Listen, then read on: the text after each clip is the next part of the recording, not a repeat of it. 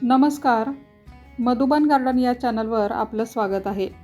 साधारण 8-10 महिन्यापूर्वी पुण्यातील भागवत काकांची परसबाग या फेसबुक ग्रुपचे ॲडमिन आदरणीय श्री सुभाषजी भागवत सर यांनी मला कृष्णवडचे हे रोप भेट दिले.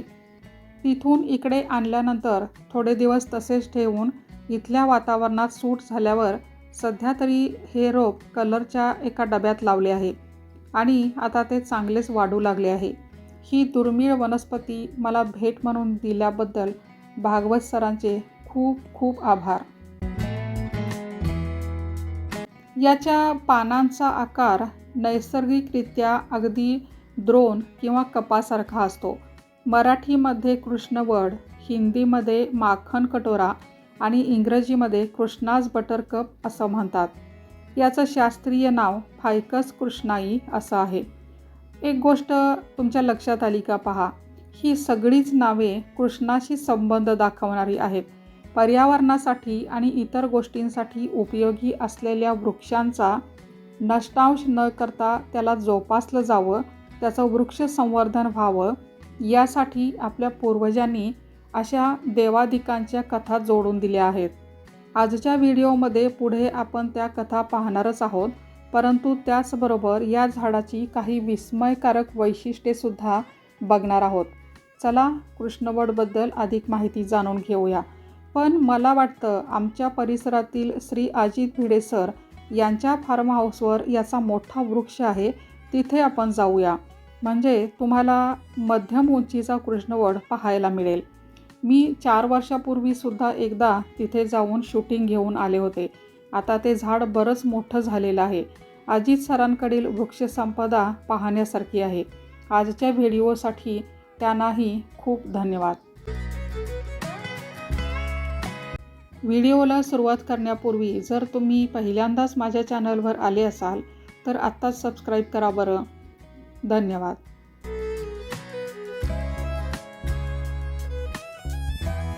कृष्णवडाचा आढळ कोठे आहे ते आधी पाहूया.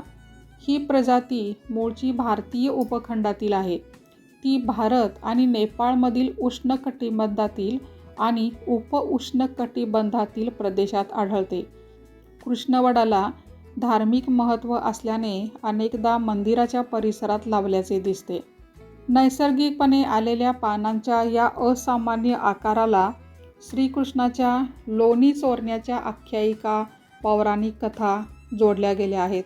एक कथा अशी आहे की एकदा श्रीकृष्ण शिंक्यावरील लोणी पळवत असताना यशोदा मैयाने त्यांना पकडले. त्यावेळी कृष्णाने या वडाच्या पानांचा आधार घेतला. वडाची सगळी पाने दुमडून लोणी त्यात लपवले. त्या दिवसापासून ती पाने तशीच द्रोणाच्या आकाराची राहिली आणि त्याला नाव मिळाले माखन कटोरा. दुसरी आख्यायिका अशी आहे की एकदा श्रीकृष्ण रानात गायी चरायला घेऊन गेले होते. त्यांना पाहून रानातल्या गोपींना इतका आनंद झाला की त्या सगळ्याच गोपी त्याला लोणी देऊ लागल्या. आता इतके सारे लोणी ठेवणार कुठे? मग त्याने जवळच्या वडाची पाने तोडली आणि ती मुडपून त्यात लोणी ठेवलं. तेव्हापासून त्या वडाचा आकार बदलला आणि त्याला अशी पाने येऊ लागली. ज्याप्रमाणे पानांचा आकार द्रोणासारखा असल्यामुळे कृष्णाची कथा जोडली गेली आहे, त्याप्रमाणे आणखी एक गंमत म्हणजे काही ठिकाणी नाव तर कृष्णवडच, पण कथा अशी आहे की श्रीराम प्रभू वनवासात असताना शबरीने या द्रोणातून त्यांना बोरे दिली होती. आता या गोष्टी खऱ्या आहेत की नाहीत हे आपल्याला माहीत नाही. श्रीकृष्ण असो वा श्रीराम, देवांच्या नावे गोष्टी लिहिल्या की लोक झाडाचे संरक्षण करत असत. मौखिक परंपरेतून पिढ्यानपिढ्या या गोष्टी चालत आलेल्या दिसतात.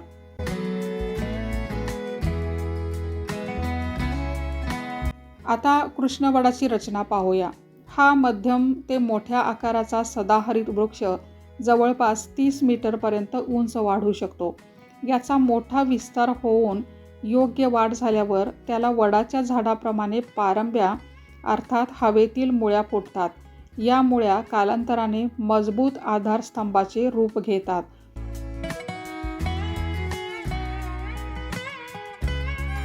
त्यामुळेच हे झाड उंच न वाढता आडवे जास्त पसरते. या झाडाची पाने हे याचे सर्वात महत्त्वाचे वैशिष्ट्य आहे. पानांचा आकार अंडाकृती हृदयासारखा असून पानाचा तळ कपाच्या आकारासारखा असतो. विशेष म्हणजे यातील बरीच पाने पालथी असलेली दिसतात. आपण जर याचं पान तोडलं तर देठाच्या बुंध्यातून चीक गळताना दिसतो. या चिकाचे अनेक औषधी गुणधर्म आहेत. पाने चमकदार हिरवी असून त्यावर मुख्य 3 शिरा असतात. आणखी एक वैशिष्ट्य म्हणजे नवीन पान एका पातळ पापुद्र्यासारख्या आवरणाच्या आतून उगवते. हे पहा असं. हे आवरण तपकिरी लालसर रंगाचे असते. ते वाळून पडल्यानंतर आतली गुंडाळी उमलते आणि तेच नवीन पान. झाडाचे प्रत्येक पान अशाच पद्धतीने तयार होत असते. कोवळी असताना ही पाने मऊ मखमली असतात. माझ्या वाचनात आलेला एक मुद्दा तुम्हाला समजणं आवश्यक आहे असं वाटतं म्हणून सांगते. लालबाग बोटॅनिकल गार्डन बेंगलोर येथे एक वैशिष्ट्यपूर्ण कृष्णवडाचे झाड आहे ज्याच्या 90% पानांना डबल कप आहे. त्यामुळे तिथल्या झाडाला अतिदुर्मिळ असं म्हणता येईल. कृष्णवड आणि विशिष्ट प्रकारच्या गांधील माशा यांच्यात परागीभवनासाठी परस्पर सहयोगी संबंध असतात. अंजीर आणि फायकसच्या इतर प्रजातींप्रमाणे यात सायकोनियमचा विशिष्ट फ्लोरा तयार होतो. यात एका पोकळ मौसल रचनेच्या आत अतिशय लहान लहान फुले बंदिस्त असतात, ज्या फिग वास्पद्वारे किंवा त्या विशिष्ट प्रकारच्या गांधील माशीमुळे अंजिराचे परागीभवन होते. त्याच वास्पद्वारे वडाचे सुद्धा परागीभवन होते. परागीभवनानंतर त्या फ्लोऱ्याचे रूपांतर छोट्या फळात होते. ही गोल फळे, अंजीर सदृश फळे पक्षी आणि वटवाघूळ यांचे आवडते खाद्य आहेत. फळांचा अंजिरासारखा आकार आणि परागीभवनाची समान पद्धत यामुळे या झाडाला कृष्णा फिग असंही म्हणतात. आता फळे तर तयार झाली, पण त्यातील बियांपासून रोपे तयार होतात का? कृष्णवड किंवा माखन कटोरीची नवीन रोपे तयार करण्यासाठी एअर लेयरिंग अर्थात गुटी बांधणे ही सर्वात यशस्वी पद्धत आहे. तसेच फांदीच्या कलमाद्वारे म्हणजेच स्टेम कटिंगने देखील रोपे तयार करता येतात. साधारण 3 ते 4 फूट लांब कटिंग घेऊन ते जर आपण मातीत लावले तर गुटी कलमापेक्षा थोडा वेळ लागेल, परंतु कृष्णवडाचीच सगळी रोपे तयार होतील. पावसाळ्यात हे काम सहज शक्य होईल. मात्र जर त्याच्या बिया पेरून रोपे उगवली तर फक्त 10% शक्यता आहे की कृष्णवडाचेच रोप येईल. अन्यथा ती आपल्या नेहमीच्या वडाची रोपे तयार होतील आणि त्यामुळेच नेहमीच्या वडासारखा हा वृक्ष सहज कुठेही पाहायला मिळत नाही. तसा अगदीच नाही, पण थोडाफार दुर्मिळ आहे असं म्हटलं तरी चालेल. फायकस कृष्णाईचा उपयोग पारंपरिक औषधांमध्ये केला जातो. झाडाची साल, पाने, फळे हे सर्व औषधी गुणधर्माचे असल्याचे मानले जाते. पचनाच्या समस्या तसेच श्वसनाचे आजार यांच्या उपचारासाठी याचा वापर केला जातो. तसंच हे झाड जैवविविधतेच्या संवर्धनात महत्त्वाची भूमिका बजावते. झाडाचा पसरलेला विस्तार सावली देतो आणि वातावरणातील दूषित प्रदूषके शोषून घेऊन हवेची गुणवत्ता सुधारण्यासाठी मदत करतो. शिवाय श्रीकृष्णाच्या नावाशी जोडलेलं असल्यामुळे याला एक वेगळंच धार्मिक वलय प्राप्त झालेलं आहे. एवढे वैशिष्ट्यपूर्ण झाड आपल्या भागात आणि एकूणच सर्वत्र का दुर्मिळ झाले असावे याचेच आश्चर्य वाटते. धन्यवाद.